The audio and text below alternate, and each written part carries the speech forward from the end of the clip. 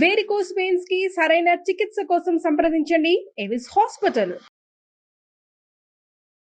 విశ్వోపప్లవశమనైకబద్ధ దీక్షం విశ్వాసస్తవకిత చేతసాం జనానాం పశ్యామః ప్రతినవకాంతి కందళార్ద్రం పశ్యామః పథి పథి సత్శైశవం మురారేః. శ్రీకృష్ణుడి శైశవమూర్తి ప్రతి మార్గంలోనూ కనపడాలి మనకి. కృష్ణుడు అంటే కృష్ణుని బాల్యం ప్రతి చోట కనపడాలంటే ప్రతి బాలకుణ్ణి కృష్ణుడిని చూసినంత ముచ్చటగా చూసుకోవాలి మనం. అంత బాగా చెప్తున్నారు చూడండి. అయితే మనం కాళీమర్దనం గురించి చెప్తున్నాం. వేసవికాలం ప్రారంభమైందట ఆ రోజుల్లో. వేసవికాలం అయ్యేసరికల్లా, వేసవికాలం అంటే ఏమిటంటే గంట గంటకి దాహం వేస్తుంది. ఎక్కడ నీళ్లున్నాయా అని జంతువులు, పశువులు, మనుషులు కూడా వెతుకుతూ ఉంటారు. ఈ గోపబాలుడు గోపాలకులు కృష్ణుడు బలరాముడు కూడా అన్నం తెచ్చుకుంటారు కానీ నీళ్లు తెచ్చుకోరు. నీళ్ళకి వీళ్ళకి యమునా నది ఉంది, చెరువులు ఉన్నాయి, మడుగులు ఉన్నాయి, బోలెడు. అయితే ఏమైందట, ఈ ఒకనాటి వేసవకాలం నాడు బలరాముడు రాలేదట. కృష్ణమూర్తి ఒక్కడే మిత్రులతోటి గోవులను తోలుకుని బయలుదేరాడు. మధ్యాహ్నం అవుతుంటే గోపబాలు అసలు మధ్యాహ్నం దాకా ఆగలేకపోతారు. 9కో 10కో చద్దనం తిన్నారు. మధ్యాహ్నం తినేసరికి కొంచెం చల్లగా ఉంటుంది. తర్వాత ఇంకొక గంటన్నర అయ్యేసరికి దాహం వేస్తుంది. వీళ్ళు ఏం చేశారు, ఈ గోపబాలుడు గోవులతో సహా ఈ మడుగుని సమీపించారు. ఏ మడుగులో అయితే కాళీయ సర్పం ఉందని చెప్పుకున్నామో దానికి దగ్గరగా వచ్చారు. వచ్చేసరికల్లా దాహం వేస్తోంది. వీళ్ళకి ఇది మంచిది కాదు అని చెప్పగలిగే పెద్దవాళ్ళు ఎవరు ఈ పిల్లల సమీపంలో లేరు. ఈ మడుగు మంచిది కాదని వీళ్ళకి తెలియదు అసలు. ఇంతలో ఏమైంది, ఈ పిల్లలు గబుక్కున ఈ నీళ్ళల్లోకి వెళ్ళిపోయారు. అంటే పరామర్శ లేదు, చుట్టుపక్కల ఏమిటి ఏది పచ్చదనం లేదు, నీళ్ళేమిటి ఒక రకంగా ఉన్నాయి, ఇక్కడ వాసన బాగుండలేదు అలా అని తోచలేదన్నమాట. మన ప్రాంతమేనన్న దీంతో ఒక రకమైన తొందరపాటు, పిల్లలకి కొంత అజాగ్రత్త ఉంటుంది, తెలిసి తెలియనితనం. దాంతో నీళ్ళల్లో దిగేశారు. దిగటము ఈ నీరు కొద్దిగా ముట్టుకున్నారంతే, నోట్లోకి తీసుకున్నది కూడా లేదు, మరణించారట. ఈ యోగేశ్వరేశ్వరుడైన కృష్ణుడు బాలురందరికీ రక్షణగా ఉన్నాడు. ఆయన ఏం చేశాడు, అమృతం వర్షించే తన చూపుతోటి పిల్లల్ని గోవుల్ని బతికించేశాడు. అంటే గొడ్లు కూడా దిగినాయి లోపలికి, కాస్త ఆవులు ఇవి కూడా దిగినాయి, బయటకు వచ్చేసారు.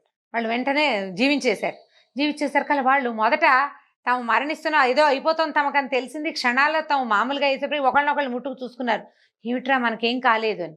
అప్పుడు ఏమనుకున్నాడంటే కృష్ణుడు ఎలా భావించాడు, ఈ మడుగుని పానయోగ్యంగా చేయాలి, ఈ నీళ్ళని.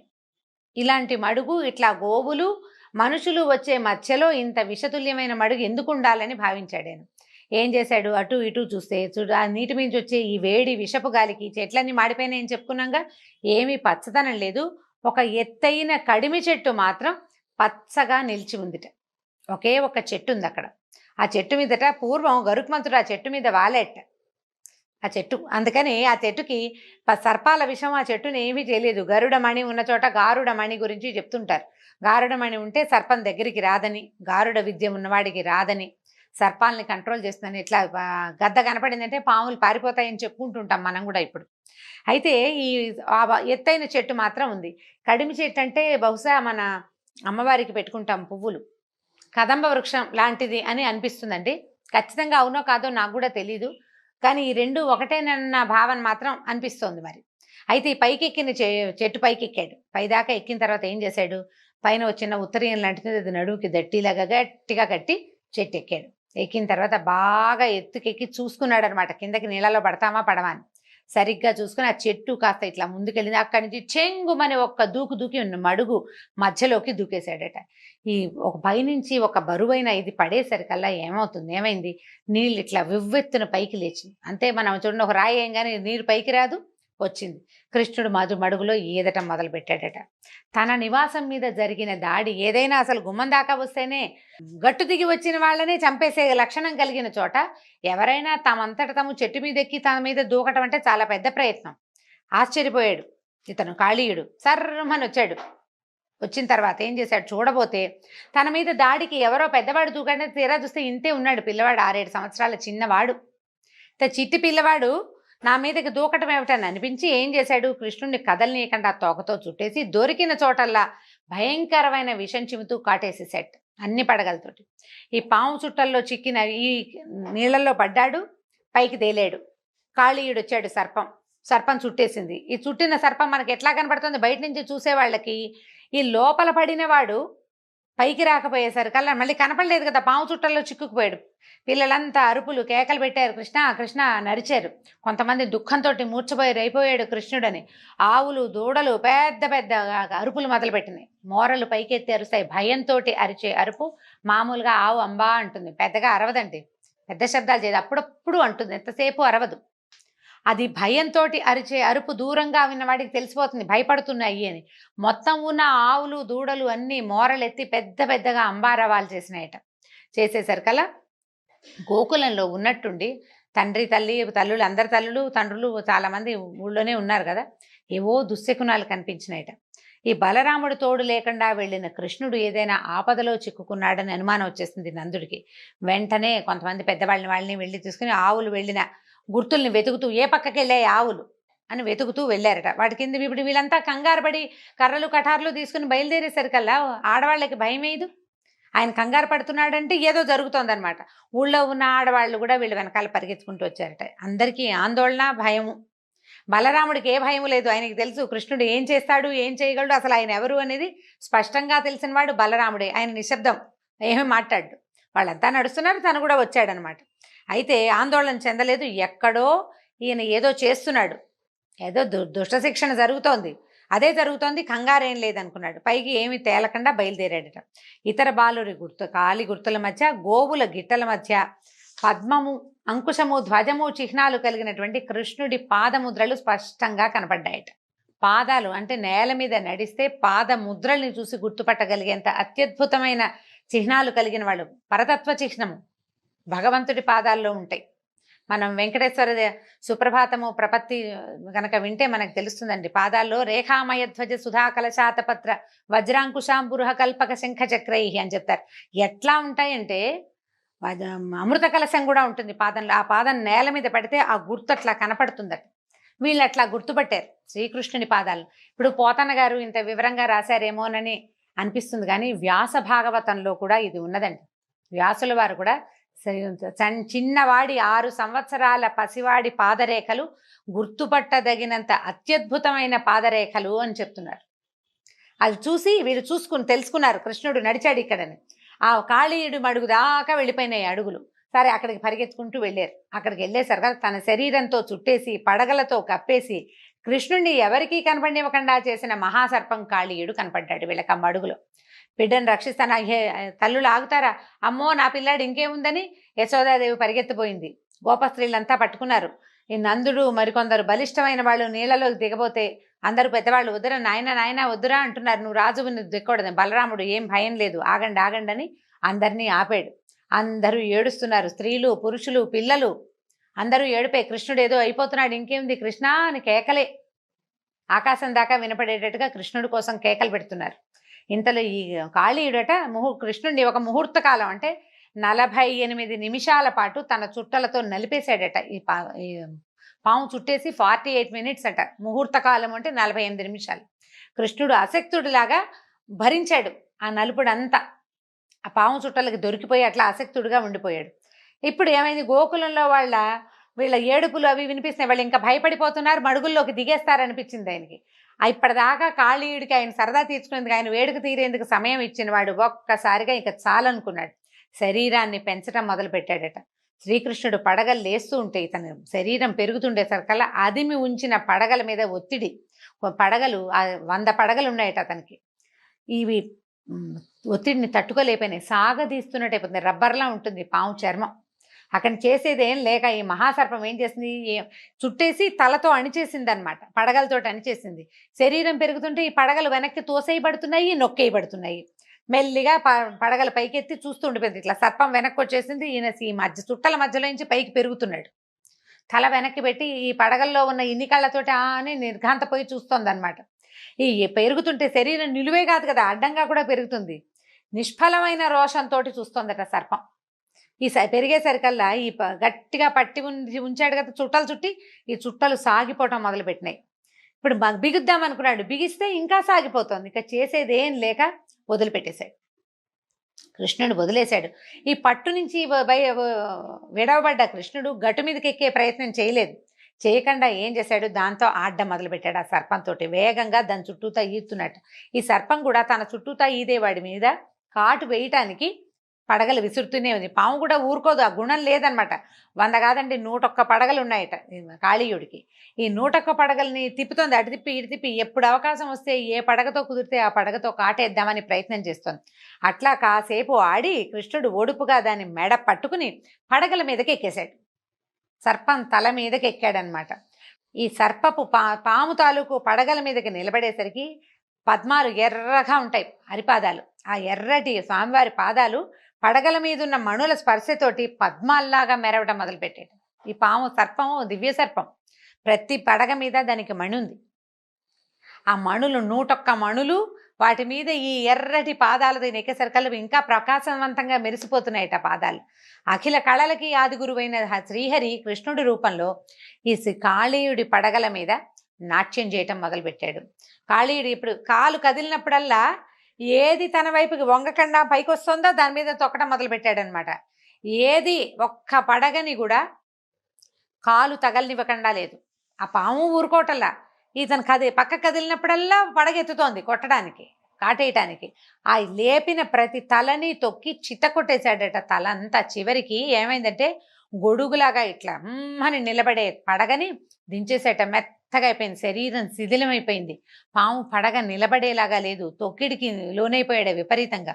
కాళీయుడి భార్యలు తెలుసుకున్నారు, నాయన ఇగో ఈ చంపేసేలాగా ఉన్నాడని అనుకుని ఏం చేశారు, పరిగెత్తుకుంటూ వచ్చేసారు. ఇంకాసేపు గనక ఆ పాదాల కిందే ఉంటే ఈయన మనకు దక్కడని భావించి ఇద్దరు పరిగెత్తుకుంటూ వచ్చారు. ఇద్దరు భార్యలట. ఇతన్ని ప్రతిభిక్ష పెట్టు నాయన, మా భర్తని వదిలిపెట్టేసేయమని ప్రార్థించారు. మనం కాళీయ మర్దనం పిక్చర్ చూస్తుంటాం చూడండి, ఫోటో చూస్తే మనకు కనిపిస్తుంది. దాని మీద నుంచున్నాడు, తోకని పట్టుకున్నాడు. ఇది తోకతోటి కూడా దాడి చేయగలదు. ఆ తోక పట్టుకుంటే ఏమవుతుందంటే కదలలేదనమాట. ఇంకా సర్పం కదలకుండా చేసాడు. అక్కడి నుంచి ఈ 2 సర్పాలు వచ్చి బతిమలాడినాయి. నువ్వు దుష్టుల్ని శిక్షించడానికి వచ్చిన జగన్నాథుడు అని మాకు తెలిసింది. దయామయుడివి నువ్వు ద్వేషంతో, పగతో, కోపంతో ఎవరి మీదకి వెళ్ళవు. ఎవరైతే సన్మార్గుల్ని ఇబ్బంది పెడతారో వాళ్ళ జోలికే వెళ్తావు, కానీ లేనివాడిని నువ్వేమీ చేయవని మాకు తెలిసిపోయింది. నువ్వు ఇప్పుడు మమ్మల్ని ఇంత శిక్షించినా, మా భర్తని ఇట్లా తలలు చితకొట్టేసినా సరే ఇది మా మీద నువ్వు చూపించిన అనుగ్రహమేనని భావిస్తాను తండ్రి. ఎన్నో జన్మల పుణ్యం చేస్తే గానీ నిన్ను ముట్టుకోలేరు. నీ పాదధూళిని శిరస్సు మీద ధరించే అవకాశం మాకు దొరికింది. ఈ పాదధూళి కోసేవాళ్ళు, వాడు నీ పాదధూళి కోసం వచ్చేవాడు భూలోకం అంతా రాసిస్తానన్నా వాడికి అక్కల నీ పాదధూళే కావాలి. అలాంటి పాదధూళిని మా భర్తకి అనుగ్రహించావు నాయన. అతని పాపాలు నశించినాయి, ప్రాణాలు కోల్పోయేలాగా ఉన్నాడు. మాకు భర్తే ప్రాణం, స్త్రీలకి భర్తే కదా ప్రాణం, కాబట్టి మాకు ప్రతిపక్ష పెట్టు అని బతిమలాడుకున్నారు. బతిమలాడేసరికల్లా వాళ్ళ ప్రార్థనలను మన్నించి కృష్ణుడు అతన్ని విడిచిపెట్టాడు. స్వామి దయ వల్ల అతని గాయాలన్నీ, తలంతా చితికిపోయింది కదా, అవన్నీ మానిపోయినాయట. పూర్తి శక్తి వచ్చింది. తన ప్రవర్తనకి సిగ్గుపడుతూ చేతులు జోడించి విన్నవించాడు, మమ్మల్ని క్షమించు. మేము పుట్టుకతోటి దుష్టులము, తమోగుణ ప్రధానం. మాకు కోపము, పగ 2 ఎక్కువే. నువ్వు కొడుతున్నా, నువ్వు చిత కొడుతున్నా అయినా కాటేయటానికే ప్రయత్నం చేశాను. ఇవేవి మేము కోరి తెచ్చుకునేవి కావు కదా. ఏ వ్యక్తి తన ఎంత చక్కటి పాయింటో చూడండి. ఏ వ్యక్తులు తమ దుర్గుణాలని తమతో తెచ్చుకోరు. ఏ జీవి ఏ లక్షణాలతో పుట్టాలో, వేటితో జీవించాలో నిర్ణయించే జగన్నియామకుడివి నువ్వే. అంటే సర్పాలకి పగ భగవంతుడే పెట్టాడు. ఇది మానవుల ఎందుకు కుదరదండి. నాకు ఈ లక్షణం ఉంది, నేను భగవంతుడు నాకు పెట్టాడు అని అనడానికి వీల్లేదు. భగవంతుడిని మానవులు అని ఎందుకు చెప్పారంటే మానవత్వంతో ఉండమని మానవులను సృష్టించాడు. మనం రకరకాల లక్షణాలు తెచ్చుకుని ఇదంతా దేవుడే మాకు పెట్టాడని అనడానికి వీల్లేదు. సర్పానికి ఉంది ఆ అవకాశం. ఎందుకంటే దానికి పగపట్టే గుణం, కాటేసే గుణం, తన జోలికి వస్తే వదిలిపెట్టని లక్షణం, మర్చిపోకుండా వెంబడబడ్డం, ఆ గుణం అంతా భగవంతుడిచ్చింది. నువ్వే పెట్టావు నాయన. నువ్వు ఏ శిక్ష విధించాలనుకున్నా నువ్వు నా మీద చూపించిన అనుగ్రహంగానే భావిస్తాను, నన్ను క్షమించమని అన్నాడు. అప్పుడు కృష్ణుడు ఏమన్నాడంటే, కాళీయ, నువ్వు గరుత్మంతుడికి భయపడి ఈ మడుగులో దాక్కున్నావని నాకు తెలుసు. ఇప్పుడు నా పాద చిహ్నాలు నీ పడగల మీద ఉన్నాయి. గరుడు నిన్ను ఏమీ అనడు.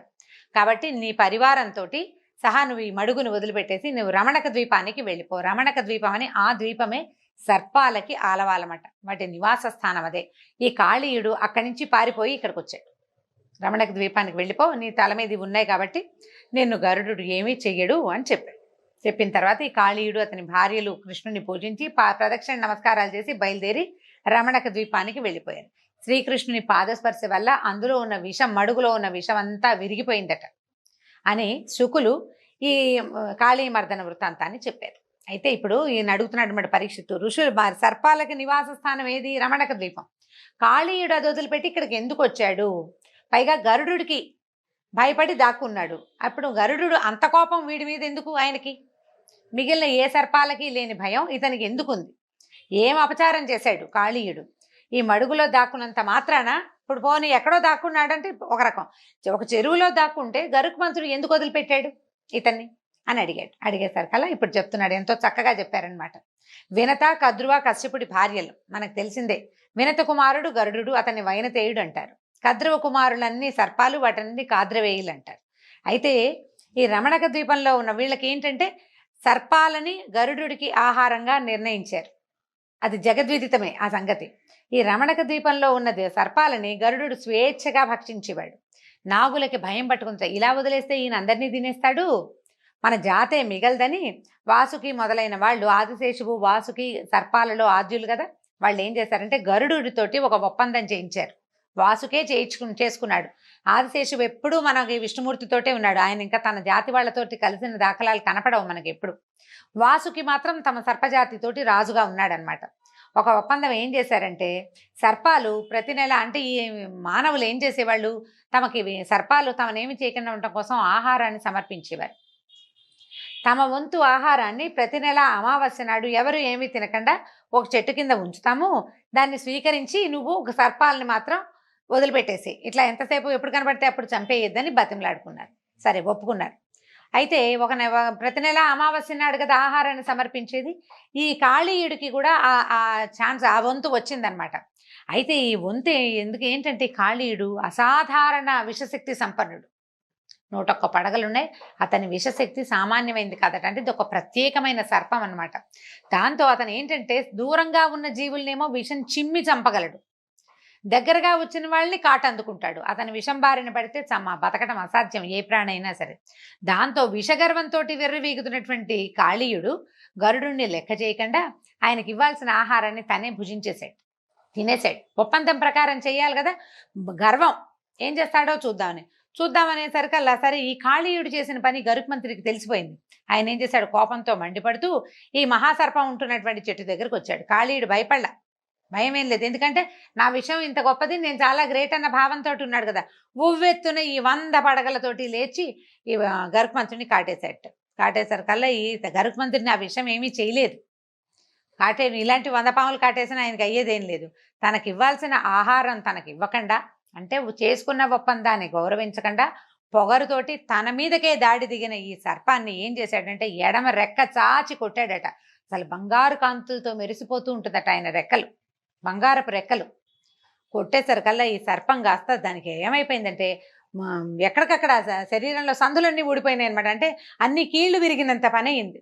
ఆ దెబ్బ తట్టుకోవడం చాలా కష్టం. ఈ గరుత్మంతుడు పొడిచి చంపి ఉండవచ్చు, ఆ పని చేయలేదు. చంపనని ముందే నాగులకి మాట ఇచ్చున్నాడు కదా. కోపం వచ్చింది ఆయనకి, ప్రశ్నిద్దామని వచ్చాడు.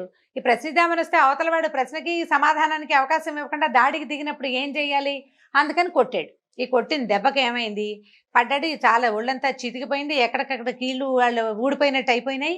ఏం చేశాడు, సరసరా పాకుతూ ఈ యమునా నదీ తీరంలో ఉన్న మడుగులోకి ప్రవేశించాడు. అయితే ఈ యమునా నదీ తీరంలో మడుగుంటే గరుడుకి ఏం కష్టం అండి, ఆయన ఎక్కడికైనా వెళ్ళగలడు. కానీ ఈ మడుగులోకి ప్రవేశార్హత లేదట గరుత్మంతుడికి. అందుచేత ఆయన వదిలిపెట్టేశాడు. దాంతో కాళీయుడు ఇక్కడే ఉండిపోయాడు. అయితే ఈ మడుగులోకి గరుత్మంతుడు ఎందుకు వెళ్ళలేకపోయాడు, ఎట్లా కాళీయుడు ఇక్కడ రక్షణ పొందాడో వచ్చే కథలో విందామండి. అయితే ఈ కాళీయమర్దన గాథని వినేవాళ్ళు, చదివేవాళ్ళు, చెప్పించుకుని వినేవాళ్ళకి కూడా విషభయం ఉండదని, విషం తాలూకు ప్రమాదాలకి లోనుగారని వ్యాసల వారే స్వయంగా సెలవిచ్చారు. దీంతో భాగవత కథాసుధ ఈరోజు భాగం సమాప్తం. మళ్ళీ కలుసుకుందాం. నమస్కారం.